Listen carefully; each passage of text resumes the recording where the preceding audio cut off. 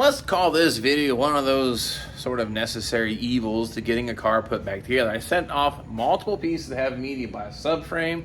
You see an oil pan, X-brace. You'll see a differential hiding over there under some jack stands, some parts hanging from the garage door opening there. I actually have quite a few more parts, but I'm out of space to actually hang them up.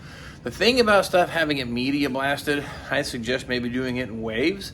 You do save some money if you take it all at one time, but you need to be prepared to get that sealed up with some kind of a paint, preferably epoxy in my opinion, ASAP, because it will flash rust, especially with the humidity that we have here in Indiana. It's not no dry heat like they got out there in Arizona, but nonetheless, I'll show you kind of what I did here to get things set up. I'm going to put a coat of epoxy in all this, and some of this will go ahead and finish coat with some of our gloss black like we used there on the underbody of the Lamborghini. It came out really nice, so I plan on doing a few more of these parts with that exact same paint. So let's get the skinning on what's happening. Engine hoist. I saw someone else do that, and I think it's a pretty good idea. We're going to give that a shot this go around. Then I can pick it up. Hopefully it doesn't drift. I tested it. It doesn't drift overnight, but we're going to leave it hanging in the air. Right now I got it kind of down low so I can paint all the top areas because I'm a tall guy, but let's be honest. Put it all the way to the ceiling is going to be a little tricky. So I'm going to try to paint the whole top portion of it, lift it up, paint the bottoms of it there. We're going to call that good. I used to tie it up to the garage door support. Probably not the best idea, but that's what I had. That's what I did, right? So I've got an oil pan. You'll see there it is a front drain pan oil pan, correct for the earlier generation birds. I've got my X-brace there blasted. Now this I'll probably just prime, no top coat. That's going to go on the engine. But I want to put something on it so it doesn't start rusting again. I've got some pieces hanging here from my garage opening. Engine mounts, cross member. I'm going to try to paint it just like you see it there. Got some spindle pieces and steering arms. Got that ready to rock.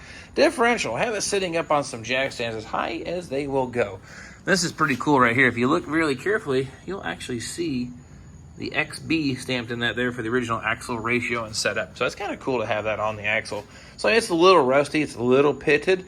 But all in all, I think it worked fine. We're going to epoxy prime that and put our coat of gloss enamel Rust-Oleum like I did on the underbody of the car. As you can see, got that all wrapped up in plastic because I don't want to mess it up. That came out really, really nice. So I think next thing here, get some epoxy mixed up, do some painting, and see how this comes together.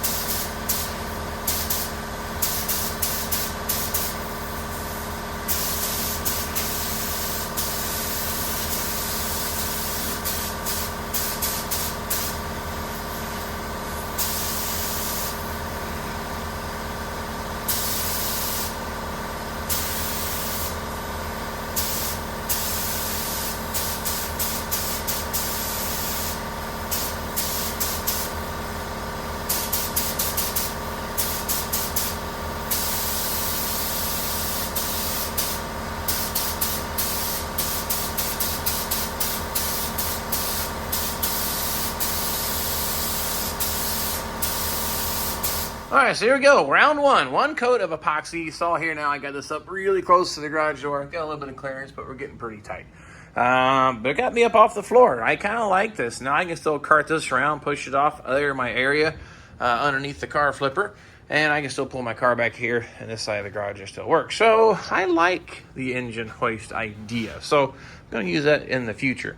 These pieces out here covered pretty good. Oh yeah, this subframer, that metal, once it's media blasted, it's almost like a sponge. It just draws that paint right in and soaks it in. Dries pretty quick. It's actually dry to the touch already. I'm going to go ahead and put 2 coats on everything, but that's our first run. First pass, but these came out pretty good. Cross member looks pretty nice. Engine mounts are squared away okay. And there's all my steering pieces. Now I had these taped off for media blasting and of course painting. That's where the seals and bearings rise on the spindles. I got my steering arms. Axle housing came out pretty good. Now I don't know if you saw it in the video, but trying to get the paint in here and here and here, it's kind of tricky. So it's almost a must to have one of these little swivels on the bottom of your paint gun. That way when you got to get down low or bend the hose tight, you're not fighting the hose so you can get into the tight areas to reach. So give that about 10 more minutes, give everything 1 coat. At this point now, do the axle, my 4 steering parts, the cross member, engine mounts, subframe. I went ahead and painted the X brace and the one side of the oil pan. I've used up about 800 milliliters of paint to give you kind of a reference. That's paintable material mixed 1-to-1, so it's 400. That's kind of where we're at. So I'm gonna mix up the same amount and give us all 1 more pass. Second coat all squared away. No real noticeable difference. A little more depth to the primer. It really shouldn't be that shiny, I guess you say, when it's all done. But it did fill in some of the sandblasting pits, so it looks a lot better. And something else to keep in mind, if you're going to ever do this, have this media blasted, you really want to try to blow some paint between the layers of the frame. They don't weld at full length, it leaves some gaps. There's always that little gap, so you want to try to get some paint in there best you can. That way you don't have like a rusty line in the frame. So I've got that, I think, pretty good sorts. I think that's going to work out okay. So the next thing is we'll go ahead and mix up some of the Rust Oleum gloss that I use. Same thing you saw that last go around. Gonna mix this up. A little acetone and this hardener really makes a difference. I'm gonna put at least 1 to 2 coats here on everything that I have sitting out. I'm not gonna do the oil pan, put that away. You can see the black silhouette there on the floor. That tells you how much overspray there is, so definitely keep things covered up that you don't want painted. So I'm gonna mix up some gloss black, hit the axle, those pieces, and a subframe, and we're gonna call this thing a wrap. Here we go. This is gonna be our last coat of shiny black stuff on here. Go ahead and knock all this out, and I'll show you how this is all gonna tuck over here in the corner. Like we were talking about the 2-car garage, space is limited. You gotta use it wisely. Well, that's what we're gonna show you here. So I'm gonna get this on here, get this painted so we keep on moving forward.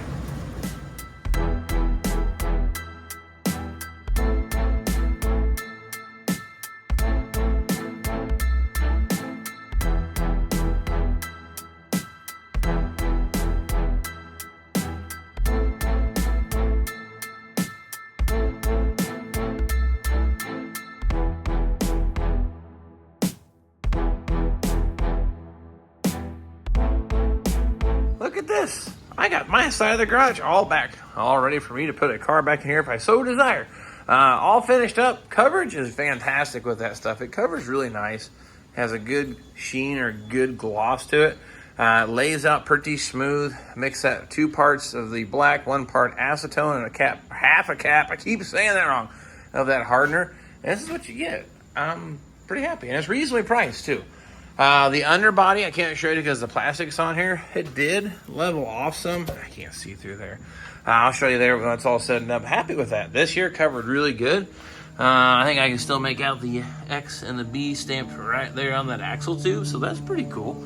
I like it. And I was using my car flipper as a paint drying rack. I have these lag eyes here in the header of the garage door to hang stuff from. That's why I used paint stuff from. I meant to mention it in that earlier, but I forgot. So anyway, this is all set up. I'm going to leave my car out. I trust that cylinder about none. It's never drifted yet, but the last thing I want that thing to do is drift and fall on my car. So I may leave the Trans Am or Transmarin out tonight, drag that back over here, let that cure, and then we'll lay it back down on the jack stand. So worst case, this sits outside one day for my old car, just to be on the safe side. Now, if you're 100% confident in your engine hoist, go for it. I would be, but this thing's 25, 30 years old, I think, at this point. It's been fantastic, but, you know, it wasn't the most expensive thing when I bought it. So anyway, there you go. All these pieces are painted, put off to the side, ready to move on to the next part of the project. That about wraps up this go around. Basically, sort of, maybe. Let me tell you a few more things. This is how you make it happen in a small space. We kind of covered that. But this is what it takes to get this stuff painted. You got to come up with a plan. You could leave it all here out on your garage floor, let it sit, let it cure. You'd be just fine, possibly. I'm trying to keep things out of the weather because Indiana, it's, 5 minutes it's sunshine, next 5 minutes it's hail, next is maybe snow or even rain in the middle of summer, I think, sometimes. But weather's unpredictable, and I don't want to tear up any of my stuff, so I try to make use of my space. So this is the thing, the advantage the car flipper has over a rotisserie. Rotisserie, the footprint, I would not be able to use that space. Just my 2 cents on that, just my thoughts. But anyway, I have now acquired more garage space to assemble this subframe. Now I'm going to flop this subframe down once it's cured, start assembling the suspension. We get the engine back, we can assemble it, put it on there, get the transmission back, follow suit, wire it up, fire it up, check it for leaks, make sure it's all good, then attach it to the body. So you've seen kind of stuff before, but if you haven't, that's how we make it happen in this little space. That's why I'm showing you this stuff. The engine hoist thing, I love it. I'm going to probably continue to use that technique. I've said it a few times, but I really like it to do that subframe. That thing's not lightweight. And last thing you're going to do is start messing up with your mitts, putting your hands all over it, and mess up your nice new paint job. So the other option is, which I'm going to explore potentially here sometime soon, send that off, media blast, have it powder coated. The pricing is so-so, but considering the amount of time, the mess, and everything to paint one, it may not be such a bad deal. So I may explore that. Or if you have done some powder coating on yours and you love it and the results are great, let me know in the comments just the same. So anyway, appreciate you following me on the journey of the old Lamborghini. I will definitely grab the camera, whatever the heck we get into next go around, and hope to see you all then.